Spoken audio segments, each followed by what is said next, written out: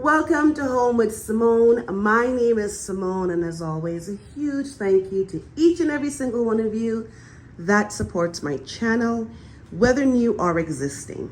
So guys, a lot have changed since we last spoke. I got rid of my couches, so that's one thing gone. And this is the space of my living room. This is what I'm working with. It's not a very big space, as you can see. This is just 2 dining chairs, and it's almost to the edge of the wall that divides the living room from a really non-existent hallway area or like walkway area, and then the beginning of the dining room. So what we did in the last video was we spray painted my dining room table, and I used the Rust-Oleum Accents, the stone textured finish. Love, love, love this, guys. This, you know, sometimes you buy a spray paint or even a paint and it shows you it's gonna look one way, but it doesn't when it dries and you're just thrown off. This is exactly as is advertised. If you use a base, and in my instance, I just use this plain color satin, it's called Heirloom White, Rust-Oleum. I use this one as a base, and then I sprayed it over with this, and that was for the legs of my table. It came out exactly like this. So if you want the table itself to look exactly like this without having any areas that you can see through, then I recommend using the base spray. But let me show you guys how it actually looks when you use that spray. It's exactly the same. Do you see that? Let me come higher up here. See, exactly the same. So I just happened by chance to figure out if you use the Heirloom satin spray paint with the stone textured finish, these colors together will give you this. So just a little FYI if you want that exact one, because if you use a white or a brown, it's going to change the color of the finish. So yeah, that was a dining room table. Loving it. Somebody recommended in my comic section of the last one, they said, oh, why don't forget to use, like, to do a finisher on here. So I've done a little bit of research, and I am going to do a finish on here to protect the table from getting damaged. So thank you very much for that suggestion. I always love useful suggestions, helpful suggestions. I always encourage those in the comments. Love that engagement, and I really appreciated it because it's definitely something I need to preserve the life of the table. Dining room chairs still need to go, and the fireplace still needs to go. But I don't know if you guys noticed, there's 2 changes in my living room right now.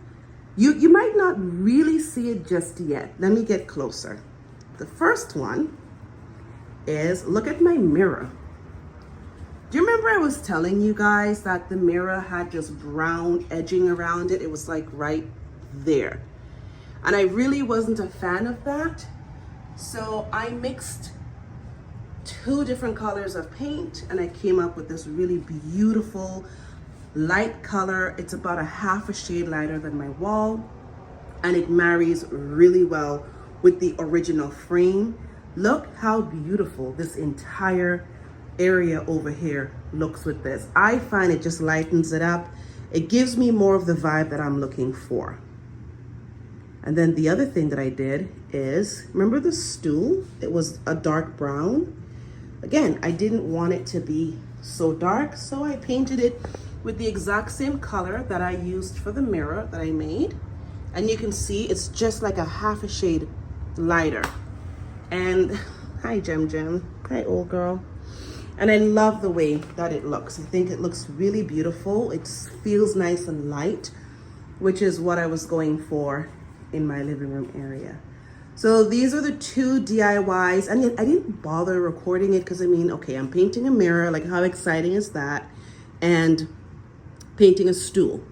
Not the most exciting things to record. So I didn't bother, but I wanted to show you guys what the place looks like now. And the reason why I put these chairs here is I'm trying to get used to the idea of a smaller sofa, because the pieces that I'm going to be getting, they're not huge. They're going to be about this, well, maybe a little bit probably like hair to hair. I should probably space it properly. So it's going to be a bit shorter than my previous couch, starting from there and ending here. So I'm trying to get used to the space with a smaller piece of furniture. This wall, there is some patchwork I did in the back. I honestly forgot that I didn't paint because the fireplace was there, then the chair was there. So this is what my original color of the wall was. Can you guys believe that? It was a beautiful color. It matched my decor and my aesthetic at the time. And now I'm going for more of this neutral stone vibe. So I'm really happy that I moved the couches, got rid of them, and solved that spot. So I'm gonna work on that. It's super easy. All I have to do is sand it and paint it. I have lots of the paint remaining, so that's fine. And then over here, I just gotta go through these laundry bags. These are all my son's clothes that I need to see what's too small, what has stains, what's, you know, just really worn. Get rid of all of that stuff so I can start with his back to school shopping, because I like to purge before I buy anything else. This wall over here, I do have some different ideas on what I want to do. I know for sure I want the clock to be gone.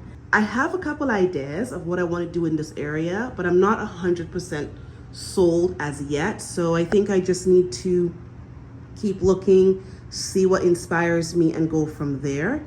And this is a tape from when I had everything taped up from spray painting, so that's got to come down. Chandelier, I am thinking more and more and more about changing this, believe it or not. Even though in the last video I said I don't know if I'm going to, I have seen a couple pieces that I like, different chandelier styles, not the classic crystal look, but it's more of a bohemian feel, more of a naturalist feel. So we'll see. I'm not 100% just yet, but we'll see. And that's it for the space. Now you guys could really see how tiny my place is. Like, it's not a place you can just put a bunch of furniture without feeling claustrophobic. So let's pop back over to the entryway. Now, when I initially built my unit, I had one. And what I didn't like about this unit was, if you look at this dark line, it'll help you to really see. This wasn't straight. Like, you see how it's like on an angle? So it was a bit of an eyesore. After back and forth, and oh, it was such a disaster with the vendor, they sent me another one. I put them both together and I love the way they look. I was really, really happy with the new one. And at first I was just gonna take the parts and replace what I needed to with the old one, but I'm like, they didn't send me the part, they sent me a whole new unit, so I'm gonna build it. And I absolutely love it. I will link it in the description. If you guys haven't seen me putting it together, I suggest if you do get this one to check out that video, we can build it together. But I do love it. I like it in front here. This is where the dog crate used to be. And the dog crate came out to just about here. Like it covered this area and it came out just as far. So the only thing is, because the back of it is not solid, from the living room side, this is what you're seeing. But to be honest, I don't even care. I really don't even care. And I could probably get some sort of a floral or put a white backing or whatever. I can figure something out. For me, it doesn't bother me. It really doesn't. I'm okay with it coming over, you know, the 2-3 inches or 4 inches that it's coming over. I'm not planning on staying in this place forever. And I'm sure when I move, I'll be able to use both of these pieces. But yes, I'm obsessed with them. I love it. I'll show you guys what the inside looks like. It's really just for shoes. And then I need to organize this area, this situation. I haven't done anything. Like, I'm just putting things there for now. The baskets aren't even straight because I do have to take down each basket and go through everything. I think what I'm going to do is the bottom basket is where I'm going to continue using for hats, scarves, gloves, mittens, all of those things for the winter time, and they can literally just stay there all season. The middle basket is where I will continue to use for the girls, their leash harnesses. I'm debating putting their clothes in there. I don't really think their clothes have to hang, so I might just put them all in that basket. It's just a lot easier. And then the top basket is where I'm thinking of putting bags that we go on walks with. So like small backpacks, the bags that I take if I'm going to go to the park with the girls, things like that. So I'm pretty happy with the way things are going. This was an unexpected surprise, as I thought I was just getting the parts that were damaged.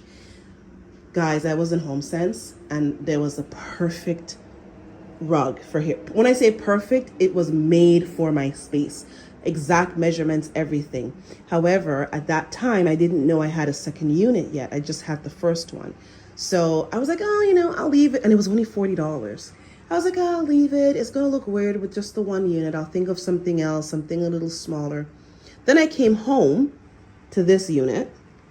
And based on the measurements of this, that rug would have come out exactly where these come out and would have been perfect. I went back looking for it. They only had the smaller one. So needless to say, I should have purchased that one and then bring it back, if anything. But that'll teach me. So when you shop at HomeSense or Home Goods or Winners, don't put things back. Buy it, bring it, try it, return it. Because if you put it back, you're probably not going to get it. And then underneath here, I did speak a lot about this in my original video where I was saying, you know, the changes in my home. This is going to be the area where my son's shoes are going to be. The other idea is to put a stool there as well, right? But anyways, shoes are going to come here. That's 100%. His shoes are going to be living here. Hands down, there's going to be 2 shelves. The bottom, I might split that with a small shoe rack because it's just the 2 of us. And then a stool, or I might just put the stool.